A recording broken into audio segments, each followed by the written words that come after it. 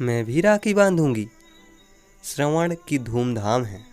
नगरवासी स्त्री पुरुष बड़े आनंद तथा उत्साह से श्रावणी का उत्साह मना रहे हैं। बहनें भाइयों के और ब्राह्मण अपने जजमानों की राखियां बांध बांध कर चांदी कर रहे हैं।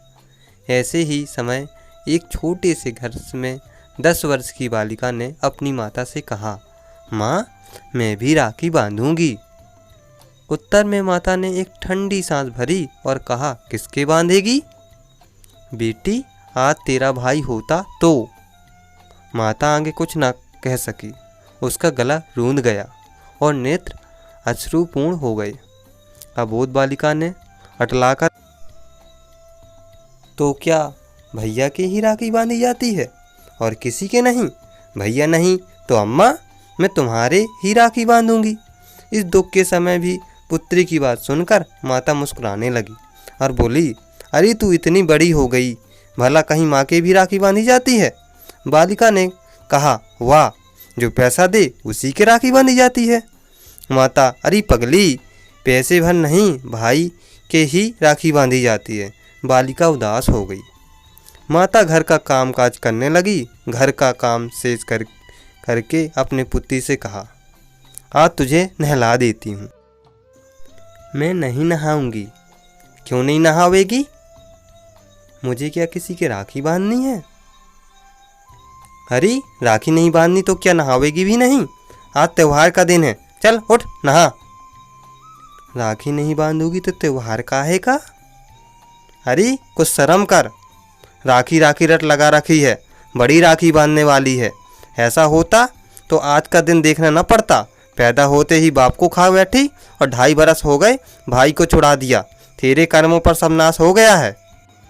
बालिका के आंखों में आंसू आ गए और वह चुपचाप नहाने को खड़ी हो उठी। 1 घंटा पश्चात हम उसी बालिका को उसके घर के द्वार पर खड़ी देखते हैं। इस समय भी उसके सुंदर मुख पर उदासी विद्यमान है। अब भी उसके बड़े बड़े नेत्रों में पानी छलछला रहा है।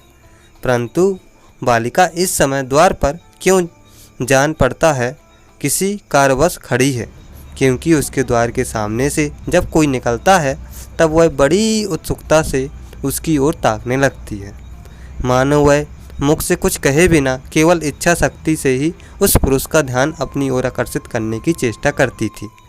परंतु जब उसे इसमें सफलता नहीं होती तब उसकी उदासी बढ़ जाती।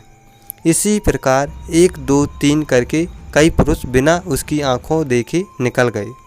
अंत में बालिका निराश होकर घर के भीतर लौट जाने को उद्यत हुई थी कि एक सुंदर युवक की दृष्टि जो कुछ सोचता हुआ धीरे धीरे जा रहा था बालिका पर पड़ी। बालिका की आंखें युवक को आंखों में जा लगी। न जाने उन उदास तथा करुण पूर्ण नेत्रों में क्या जादू था कि युवक ठिठक कर खड़ा हो गया और बड़े ध्यान से सिर से पैर तक देखने लगा।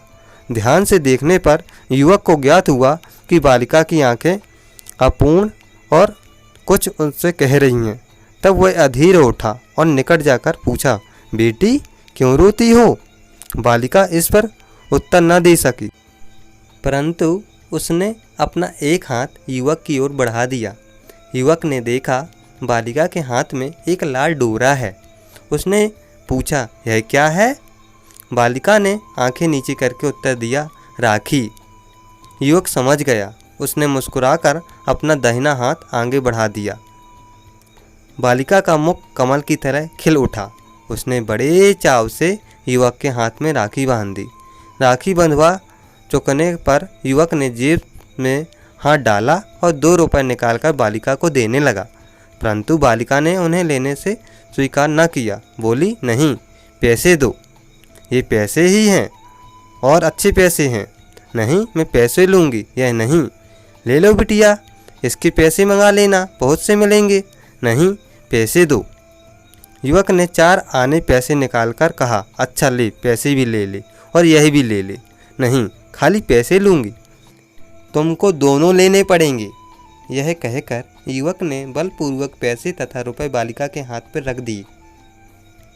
इतने में घर के भीतर से किसी ने पुकारा, अरे सरस्वती, कहाँ गई? बालिका ने कहा आई कहकर युवक की ओर कृतज्ञतापूर्वक दृष्टि डाली और चली गई।